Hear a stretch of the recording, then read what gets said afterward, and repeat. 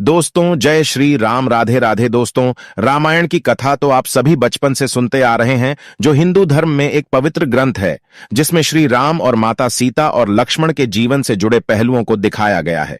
इस रामायण की एक कथा है, कैसे मर्यादा पुरुषोत्तम राम अपनी पत्नी सीता को एक धोबी की बातों में आकर अयोध्या छोड़कर जाने को कह दिया था। लेकिन क्या आपको पता है कि वो धोबी के रूप में वह कौन था, जिसके श्राप की वजह से ही माता सीता को वन में भटकना पड़ा था। माता सीता को श्राप मिला था, हमें हमारे कर्मों का फल हमें यही मिलता है, कर्म के फल से कोई भी नहीं बच सकता। फिर चाहे वो भगवान राम हो या सीता, सभी को अपने कर्मों को फल भोगना पड़ता है। क्या आपको पता है देवी सीता को किस पाप की सजा मिली, जो उन्हें गर्भवती होने पर वन वन भटकना पड़ा? जो इस कथा में पूरी तरह से बताया गया है। आज का वीडियो बहुत इंटरेस्टिंग होने वाली है, इसलिए बिना इसकी किया इस वीडियो को पूरा जरूर देखिएगा। और आपका समय न लेते हुए वीडियो शुरू करते हैं।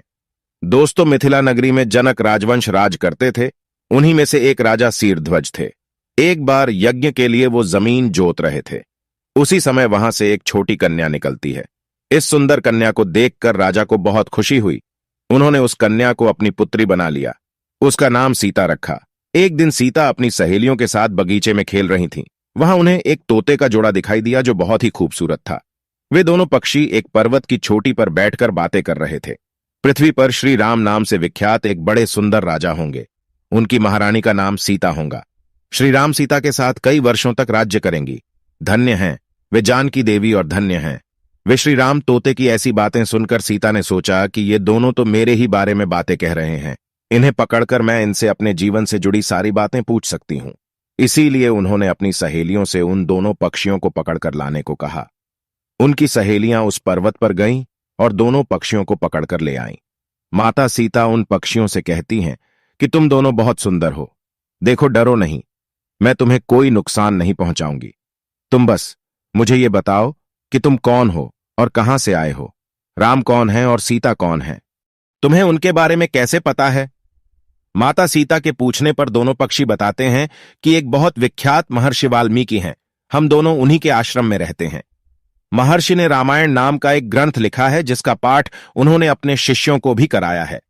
उन पक्षियों ने सीता को यह भी बताया कि इस ग्रंथ में महर्षि वाल्मीकि ने बताया है कि महर्षि ऋष्यशृंग के द्वारा किए गए पुत्रेष्टि यज्ञ से प्रसन्न होकर भगवान विष्णु, राम, लक्ष्मण, भरत और शत्रुघ्न ये 4 मानव शरीर धारण कर पृथ्वी पर जन्म लेंगे।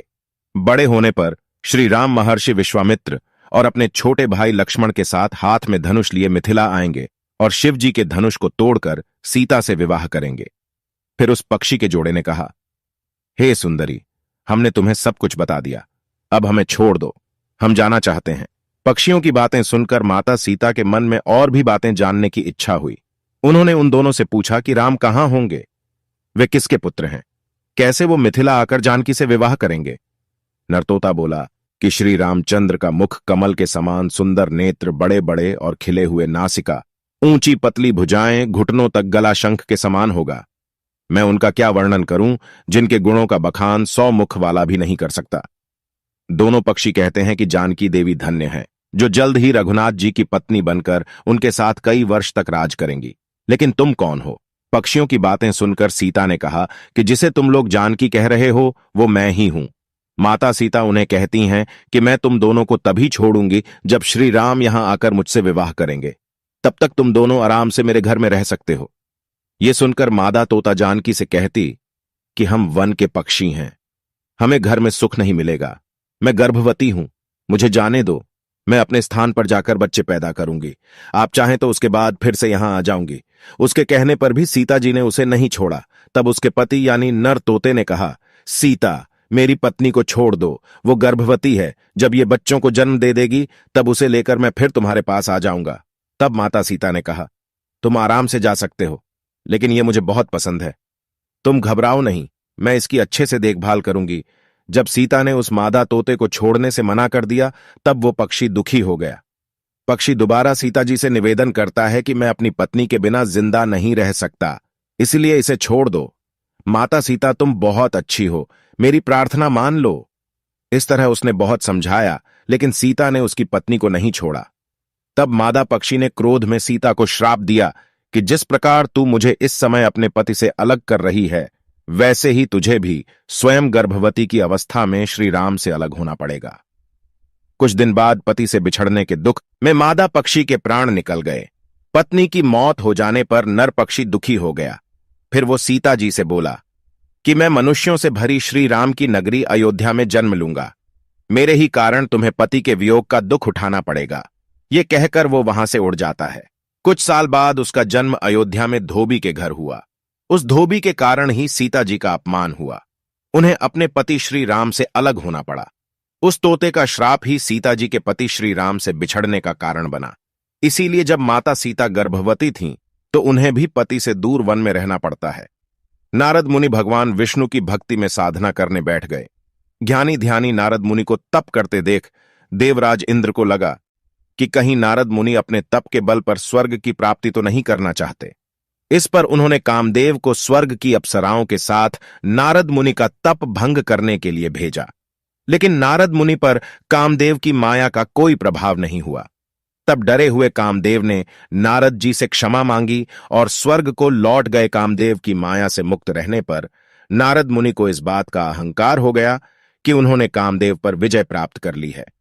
ऐसे में वह अपनी विजय का बखान करने श्रीहरि के पास बैकुंठ पहुंचे और उन्हें पूरी घटना बताने लगे कि कैसे उन्होंने कामदेव को जीत लिया। श्रीहरि विष्णु नारद जी के मन में आ चुके अहंकार को जान गए और उन्होंने अपने परम प्रिय नारद मुनि को अहंकार से मुक्त करने का निश्चय किया। नारद जी बैकुंठ से लौट रहे थे तो रास्ते में उन्हें एक बहुत सुंदर और समृद्ध नगर दिखा, जिसमें बहुत बड़ा राजमहल था। यह नगर श्रीहरि ने अपनी योगमाया से निर्मित किया था। नारद मुनि अपनी धुन में होने के कारण कुछ समझ नहीं पाए और इस नगर के राजमहल में पहुंचे। राजा ने उनका भव्य स्वागत किया और अपनी पुत्री को बुलाकर नारद मुनि से कहा कि मुझे अपनी राजकुमारी का स्वयंवर करना है।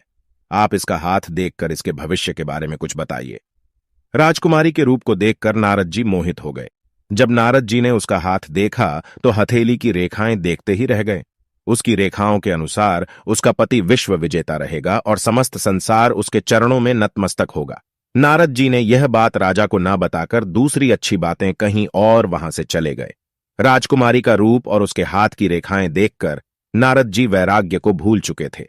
विवाह की कामना लेकर नारद जी वापस बैकुंठ गए और विष्णु जी से खुद को रूपवान बनाने की विनती की। इस पर विष्णु जी ने कहा, मौनिवार, हम वही करेंगे जो आपके हित में होगा। भगवान विष्णु अपना वानर रूप नारद जी को दे दिए। नारद जी ने उनकी बात के मर्म को नहीं समझा और विवाह के विचार में खोए हुए बैकुंठ से लौटकर राजकुमारी के स्वयंवर में चले गए। उन्हें लग रहा था कि अब तो वह बहुत सुंदर रूपवान हो गए हैं और राजकुमारी अब उनके ही गले में वरमाला डालेगी। लेकिन राजकुमारी ने एक अन्य राजकुमार के गले में वरमाला डाल दी और नारद मुनि की तरफ देखा तक नहीं। नारद जी को लगा, श्रीहरि ने मुझे रूपवान बनाया, फिर राजकुमारी ने मुझे देखा भी नहीं। इन विचारों के साथ उन्होंने जल में अपना चेहरा देखा तो आश्चर्यचकित रह गए। उनका चेहरा बंदर के समान था। नारद जी बहुत क्रोधित हुए और क्रोध में भरकर ही वे बैकुंठ पहुंचे, जहां श्रीहरि विष्णु के साथ उन्होंने राजकुमारी को भी देखा। इस पर उन्होंने श्रीहरि को बहुत भला बुरा कहा और शाप दिया कि आपने बंदर का मुख देकर मेरा उपहास कराया है। मैं आपको शाप देता हूं कि आप पृथ्वी पर जन्म लेंगे और इन्हीं बंदरों की सहायता आपको लेनी होगी। आपने मुझे स्त्री वियोग दिया है, आपको भी स्त्री वियोग सहना होगा। श्रीहरि विष्णु भगवान नारद जी की बात सुनकर मुस्कुराते रहे। तभी राजकुमारी लक्ष्मी माता के रूप में समा गई। यह दृश्य देख नारद जी को समझ आया कि वह राजकुमारी कोई और नहीं, स्वयं माता लक्ष्मी थीं और वह राजकुमार कोई और नहीं, स्वयं श्रीहरि विष्णु थे। ज्ञान होने पर नारद मुनि भगवान से क्षमा मांगने लगे, लेकिन शाप को वापस नहीं ले सकते थे। श्रीहरि ने भी उनकी वाणी का मान रखा और श्री राम के रूप में अवतार लिया। इसमें उन्हें माता सीता से वियोग भी सहना पड़ा और वानर रूपी रुद्रावतार हनुमान जी ने संकट के समय उनका साथ भी दिया। दोस्तों, आप हमें बताइए, किस फ्रॉक की वजह से माता सीता को प्रभु राम से बिछड़कर वन में रहना पड़ा और इस कथा से क्या सीख मिली? कमेंट करके जरूर बताएं।